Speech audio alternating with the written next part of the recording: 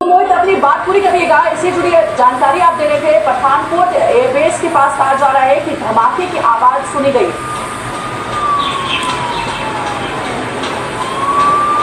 जी, Pathankot airbase के पास अभी सुबह थोड़ी देर पहले और रात को भी धमाकों की आवाज़ सुनी गई। हमें ऐसा लगा था कि पाकिस्तान ने जो रात को यहाँ पर ड्रोन हमलों का प्रयास किया था वो विफल कर दिया गया, तो उसके बाद शायद पाकिस्तान दोबारा ऐसी कोई हिमाकत, दोबारा ऐसी कोई प्रयास नहीं करेगा। लेकिन अभी सुबह फिर और रात के वक्त भी यहाँ पर धमाकों की आवाज़ सुनी गई है और माना जा रहा है कि ये ड्रोन अटैक था जिसको हम सिर्फ उसको ये कहना चाहते हैं, ना हम तुम्हारी ताकत, ना तुम्हारी मकारी और तुम्हारी जारियत से मरूब होने वाली कौम है।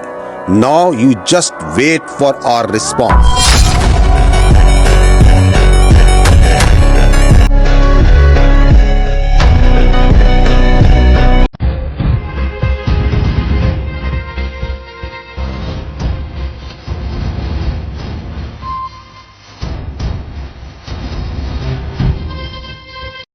बिस्मिल्लाहिर्रहमानिर्रहीम। बेनकाब न्यूज़ देखने सुनने समझने वाले तमाम दोस्तों, छोटे बड़े बहनों भाइयों बुजुर्गों को अदील मिर्ज़ा का सलाम। आज की हमारी गुफ्तगू का मौजू है पाकिस्तान का दंदान शिकन जवाबी वार। जी हाँ, आपको पता ही है कि भारत ने पाकिस्तान पर एक जंग सी कैफियत पैदा कर दी थी, एक जंग मुसल्लत कर दी थी और 6 और 7 मई की दरमियानी शब पाकिस्तान पर अचानक हमला कर दिया था और कुछ मसाजिद, मदारस और शहरी आबादी को निशाना बनाया था, जिसमें 31 से ज़ायद शहादतें हुई थी और 50 से ज़्यादा लोग ज़ख्मी हो गए थे। और उससे अगले रोज़ उसने अटैक शुरू कर दिए थे, जिसका अब जवाब दिया है पाकिस्तान ने। 9 और 10 मई की दरमियानी शब किन किन मकामात को निशाना बनाया गया, अब तक कितना भारत का नुकसान हो चुका है और ये जो पाकिस्तान ने जवाबी अटैक किया है, इस ऑपरेशन का भी एक नाम रखा है।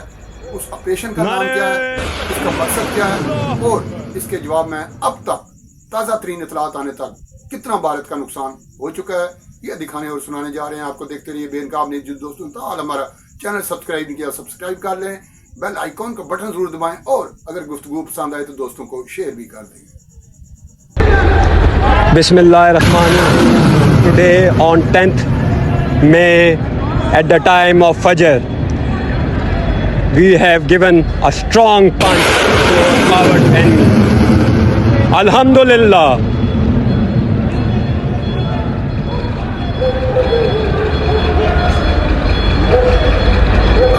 Nare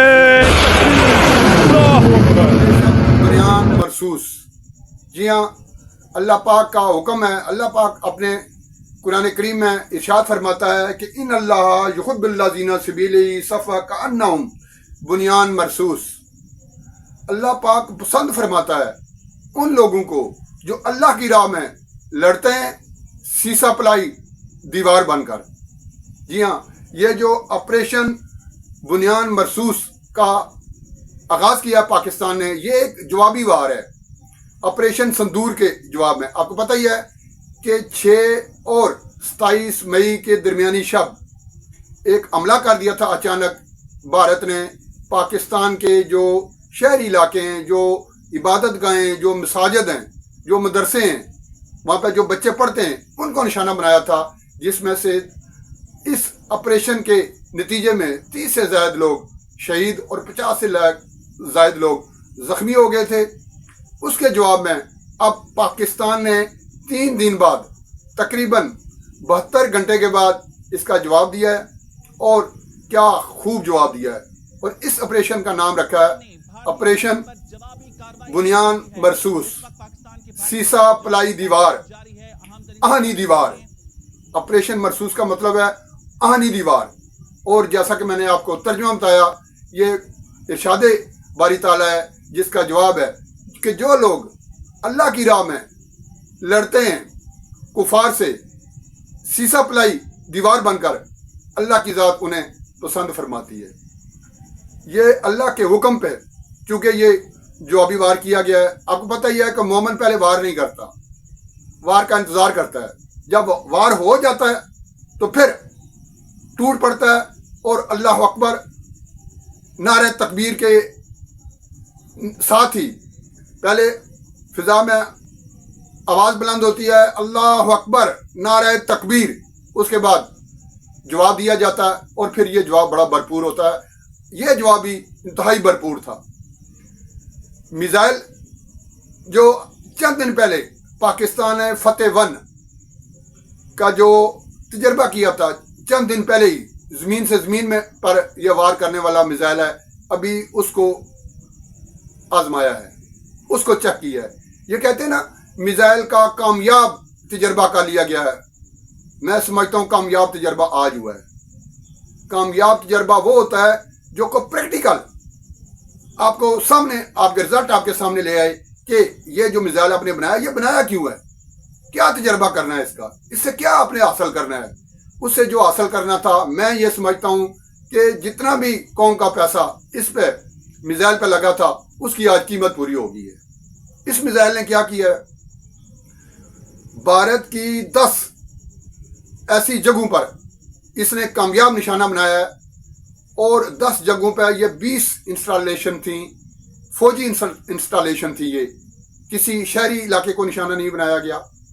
किसी, जैसे कि यहाँ कहा जा रहा था ना पाकिस्तान में कि जैसे उन्होंने मसाजिद को निशाना बनाया, आप ही उनकी इबादत गाहों को, उनको निशाना बनाएं।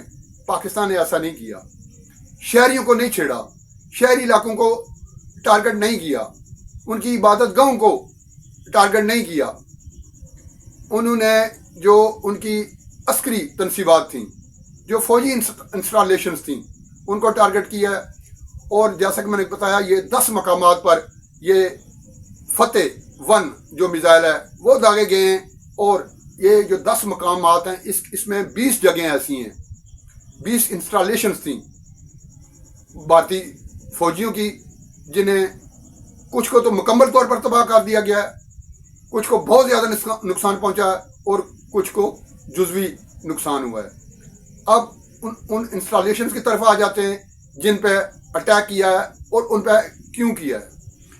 मेरे पास जो आ रही हैं इतलात, सबसे पहले तो पठानकोट और उधमपुर जो उनके एयर बेसिस थे, जहाँ से वो जहाज़ उड़ाकर पाकिस्तान पर अटैक करना चाहते थे। आपको पता ही है कि 6 और 7 मई की दरमियानी शब जो जहाज़ गिरे थे इंडिया के, वो जिन एयर बेसिस से उड़े थे उन्हें तबाह कर दिया गया और आखिरी इतलात आने तक ये मुकम्मल तौर पर तबाह हो चुके हैं, उधमपुर और पठानकोट। और ब्रिगेड हेडक्वार्टर जहाँ से यह सारा कुछ काम हो रहा था, जहाँ पर उनकी जो फौज है वहाँ पर मौजूद थी, जो उनके इंजीनियर्स हैं, जो काम करने वाले लोग हैं, जो पाकिस्तान के खिलाफ अटैक करवा रहे थे, वो ब्रिगेड हेडक्वार्टर वो तबाह कर दिया गया है। ब्यास में ब्राह्मूस एक ऐसी उनकी जगह थी जहाँ पे इनकी ये चीज़ें मौजूद थीं, जहाँ से ये पूरा जो ऑपरेशन है उसको मॉनिटर किया जा रहा था, उसको तबाह कर दिया गया है। उड़ी सप्लाई डिपो जहाँ पे उन्होंने ये मिसाइल रखे हुए थे, जहाँ पे उन्होंने ये ड्रोन जो पाकिस्तान भेज रहे थे, आपको पता ही है 2 दिन से लगातार पाकिस्तान में, अब उन्होंने जब अपने जहाज गिरे तो वो स्ट्रैटेजी तब्दील करके ड्रोन भेजने शुरू कर दिए थे ताकि कम से कम नुकसान हो और पाकिस्तान का ज़्यादा से ज़्यादा नुकसान कर सकें। लेकिन अल्हम्दुलिल्लाह इसमें भी उसका अपना ज़्यादा से ज़्यादा नुकसान हुआ है। अब तक इतलात आने तक 80 से ज़ायद पाकिस्तान ने ड्रोन मार गिराए हैं। लेकिन अब तो मैं कल एक वीडियो देख रहा था कि वो जो गाँव के लोग हैं वो अपनी G3 राइफलें जो हैं वो लेकर बाहर आ गए हैं, जो उनके पास राइफल्स होती हैं, वो जब नीचे आ जाता है उसको निशाना बनाते हैं और गिरा देते हैं। एक तमाशा सा उन्होंने बना लिया था जंग को, इसको एक एंजॉयमेंट का, एक पिकनिक का वो जरिया बना लिया था गाँव के लोगों ने, क्योंकि ज़्यादातर ये देहातों में, खेतों में ये ज़्यादातर वो आ रहे थे और लोगों को अब पता लग गया था। और जब कोई आवाज़ लगती थी, कहीं ऐलान होता था कि ये ड्रोन आ रहा है, आपको पता ही है कि वो कई घंटे तक फिजा में रहता है। वो जब ज़मीन के करीब आता, जब उनकी रेंज में आ जाता, उसको निशाना बनाते नीचे गिरा लेते थे। अब पाकिस्तान का अल्हम्दुलिल्लाह कोई नुकसान तो नहीं कर सके, लेकिन 80 से ज़ायद ड्रोन पाकिस्तान ने मार गिराए। ज़्यादातर आपके पाक फौज के जो जवान हैं, जो निशानची हैं, जो निशानाबाज हैं, उन्होंने गिराए हैं।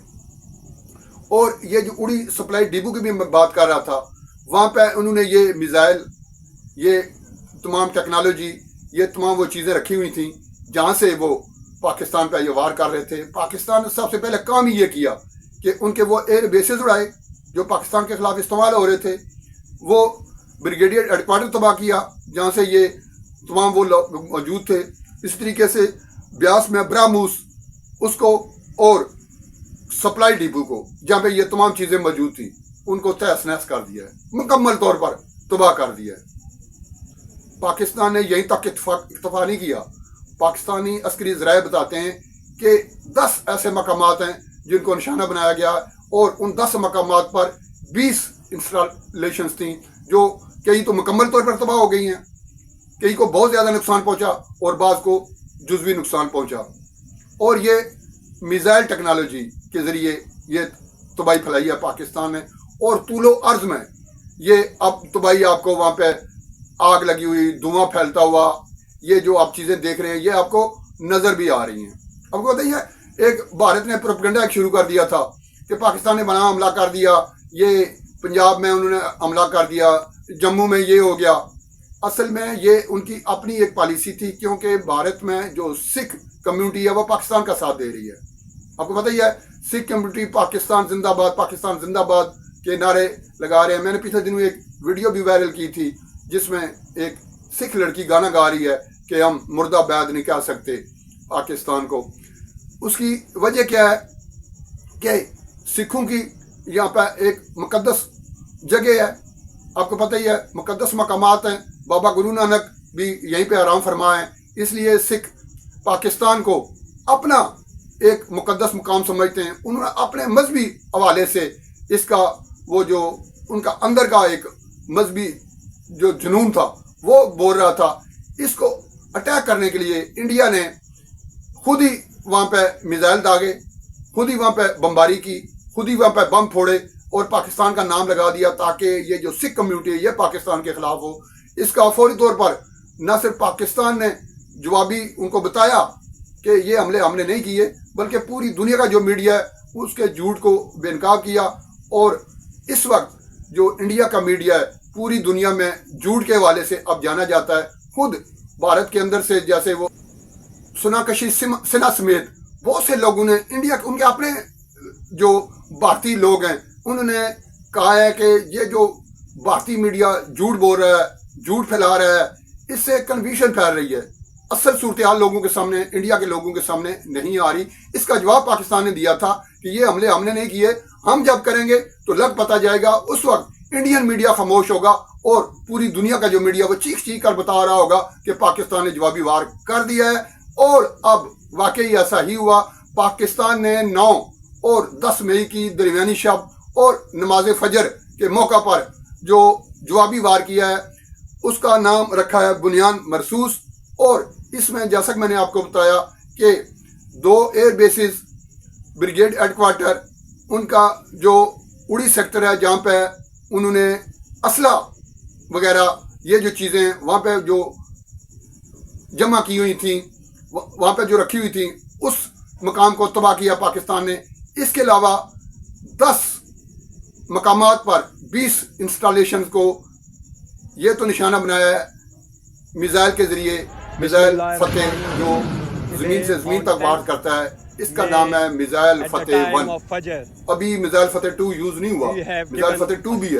ये मिसाइल फतेह 1 के कार नुमाया हैं जो आपके सामने स्क्रीन पे भी आ रहे हैं और मैं भी बता रहा हूँ। इसके अलावा एक और बड़ा ज़बरदस्त बड़ा काम किया है पाकिस्तान ने, साइबर अटैक किया है भारत पर और भारत के 70% से ज़्यादा जो इलाके हैं उनकी बिजली बंद कर दी है।